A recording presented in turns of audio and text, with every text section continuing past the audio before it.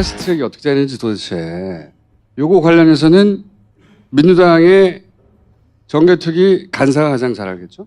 예. 김종민 의원을 모시겠습니다.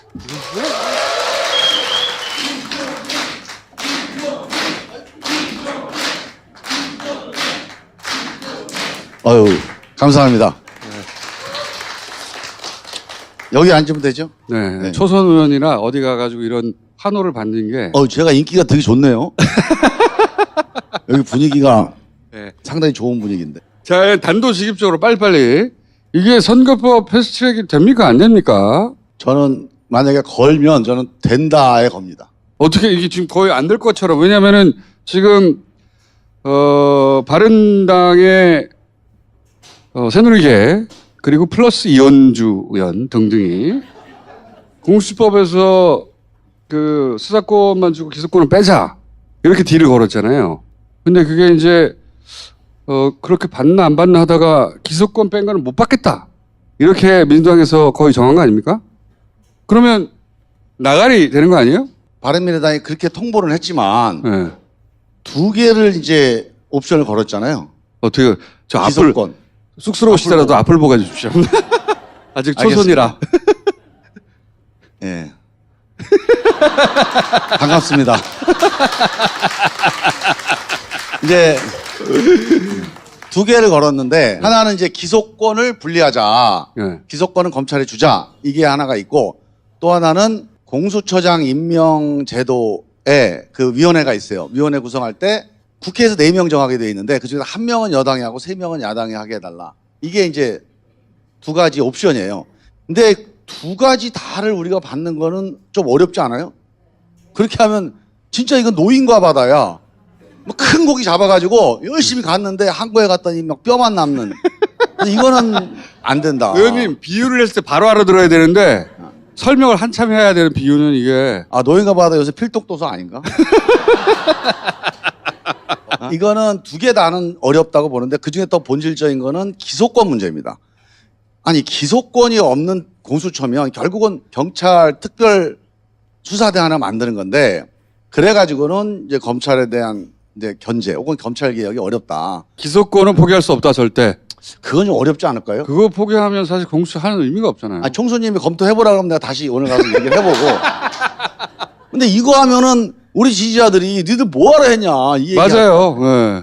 그러니까 기소도 저는 못하는데 그런 뭐. 입장인데 이제 뭐 대표님이 협상을 하니까 오늘 밤에 또 무슨 일이 벌어질지는 저도 모르겠습니다. 근데 어제는 공수처 기소권 없는 공수처도 받을 것처럼 분위기가 막 기사가 나다가 오늘은 다시 기소권 없는 공수처가 무슨 말이냐 말도 안 된다라고 원내대표가 얘기. 그게 이제 우리 당내 나오고. 분위기는요. 예. 그게 된다고 주장한 사람은 단 1명도 없었고 왜 그런 얘기가 잠깐 나갔냐면 대통령께서 공수처를 꼭 해야 된다. 그러니까 기자들이 이제 해석을 하는 거예요. 자기들끼리 대통령이 이 말을 왜 했을까? 결국 바른미래당 제안을 받으라는 얘기 아니겠냐? 라는 그리고 해석을. 이제 약간 좀 해석을 한 겁니다. 기자들이 마음대로 근데 우리 해석을 한 것이다. 당내에서는 뭐 그런 분위기는 전혀 없었어요. 예. 아니 그거 빼고 하면 하고 욕 먹어요.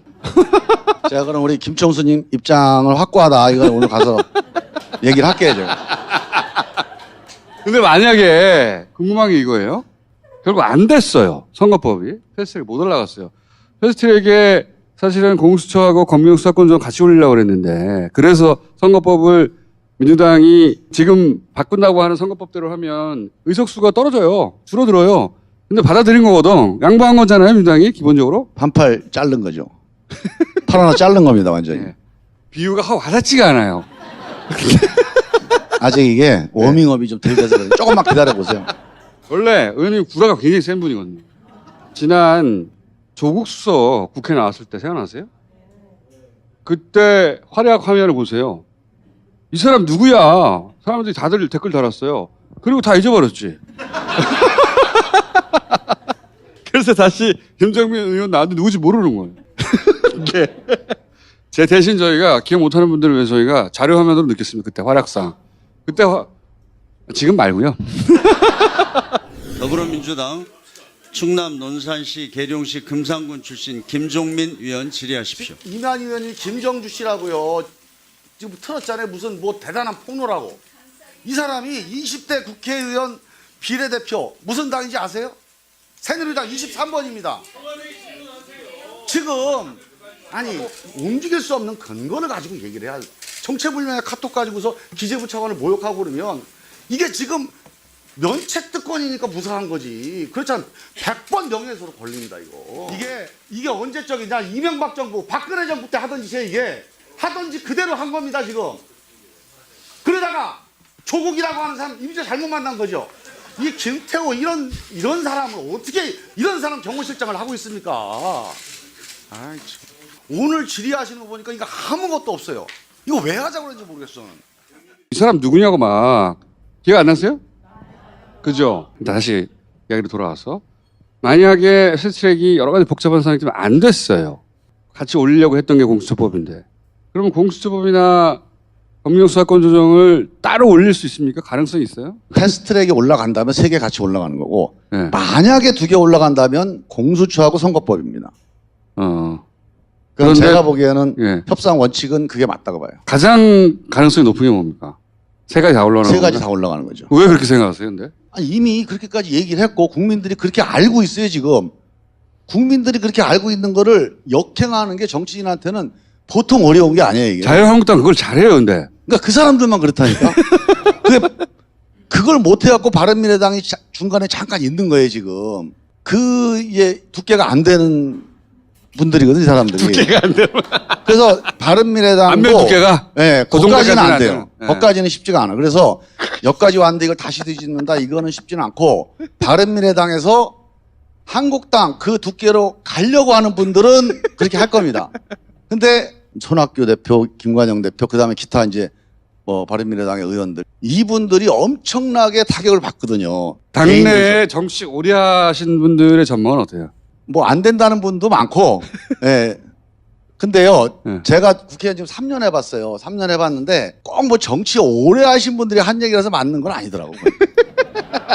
특히 많이 틀린 사람이 누굽니까? 예? 특히 많이 틀리는 다선이 누구예요? 그건 제가 따로 이따가 따로 제가 우리 총수님한테만 이 일이 이렇게 꼬이는데 가장 역할을 했던 오적이 누굽니까? 지금 꼬였나요? 이 일이 이렇게까지 어려워지고 하는데 어려워진 거? 오적을 꼽는다면 왜냐하면 그 현장에 매번 계셨던 분 아닙니까? 그걸 제가 다 지금 눈앞에 지금 떠오르긴 하는데 이게 초선이 감당하기 좀 어려운데.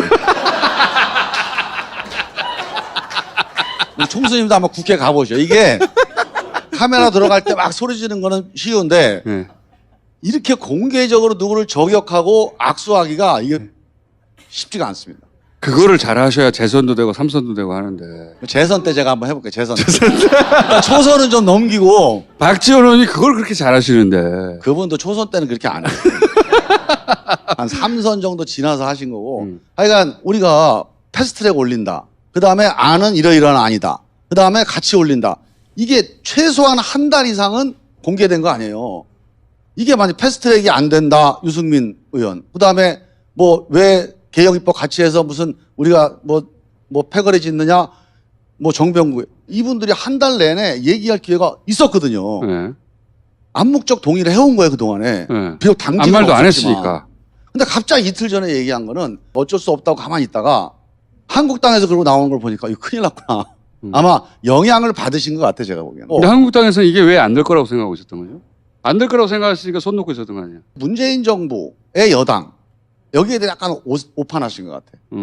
문재인 정부의 여당도 이게 실리, 당리당략 혹은 뭔가 정치의 그동안의 셈법 뭐 이거하고 비슷하게 갈 거다. 그렇게 보신 거 아닌가 싶은데 자기 손해 보는 걸 왜 하겠어? 네. 이렇게. 저기 자기 손해 보는 건데 쟤들이 바보 아닌다면 하겠냐. 근데 다 이유가 있습니다. 우리도 바보가 아니고 다 하는 이유가 다 있는데 그걸 모르는 거야. 근데 그거 가르쳐 주면 안 돼, 사실. 그래서 그동안에는 이제 그걸 제가 안 가르쳐 줬기 때문에 네. 저 사람들은 안 된다고 본 거죠. 그게 이제 실제로요. 우리가 팔 하나 잘라내는 거 아닙니까? 네. 일단 지역구 없어지지. 그다음에 우리가 의석수에서 마이너스지. 근데 실제로 이제 이런 겁니다. 우리가 이렇게 기득권에 연연해서 내년 총선을 하면요. 유불리와 의석수를 떠나서 이게 정권 교체를 해놓은 의미가 별로 없어요. 이게 뭔가 개혁을 하다가 우리가 개혁을 능력이 없어서 표를 못 받는 거는 괜찮아요. 근데 자기 이해관계 때문에 개혁을 해야 되는데 개혁을 안 한다. 이건 제가 보기엔 내년 총선 때 호소하기가 어렵습니다. 그래서 명분상 우리 한 팔 잘라내더라도 국회 전체의 이익이면 또 국민에게 이익이면 이건 해야 된다. 그게 문재인 정부 또는 더불어민주당 혹은 촛불 정권의 촛불 여당의 그 기본적인 원칙이 돼야 된다. 이거에 대한 공감대가 기본적으로 우리 당 의원들한테 되게 광범합니다. 진짜 있어요? 진짜예요.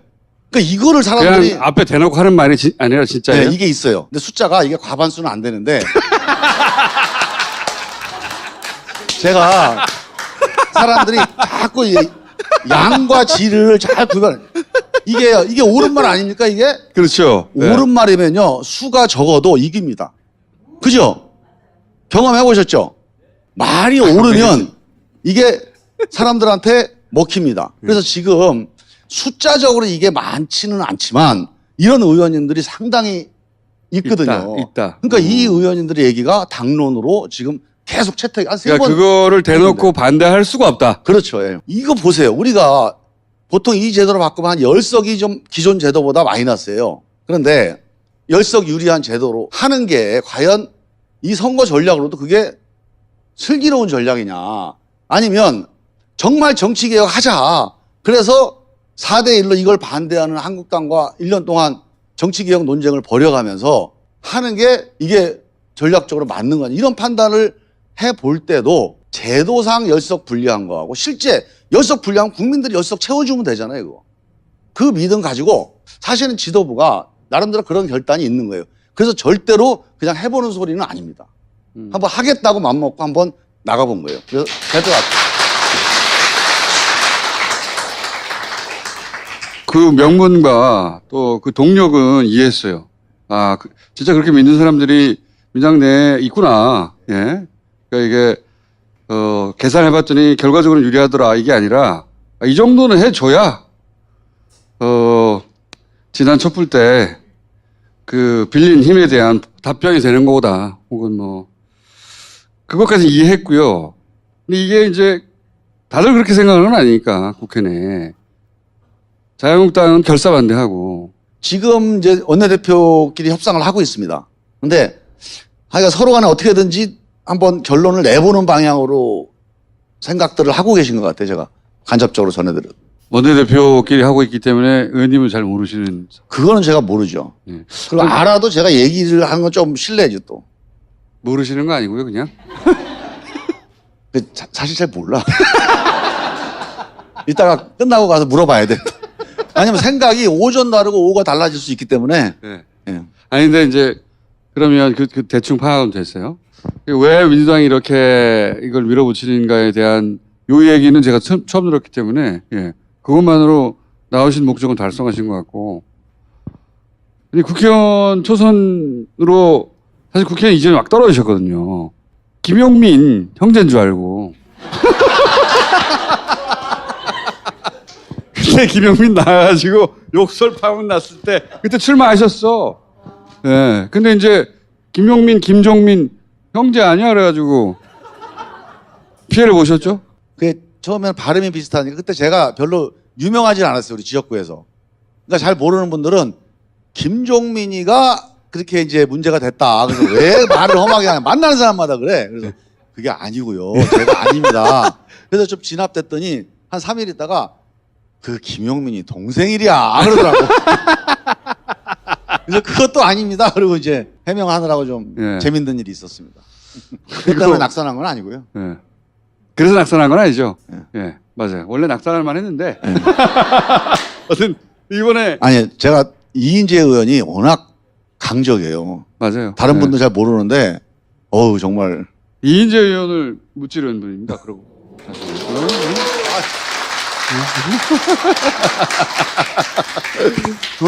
불사조를 낙선시킨 분이에요, 사실. 예. 대단한 분입니다. 근데 국회의원을 3년 해보니까, 야, 이건 내가 생각한 거 너무 다르다 하는 부분이 뭐, 가장 다르다? 3년이면 이제 익숙해질 만도 하지 않습니까? 그게 이제 선거법하고도 관련이 되는데 그 국회의원의 임무가 법을 만드는 거 아닙니까? 이 법을 만들려면 제일 중요한 게 본회의가 아니고 상임위원회도 아니고 법안 소위입니다. 이게 가동됐는데 이게 저는 깜짝 놀랐어요. 진짜 1년에 몇 번 안 열립니다.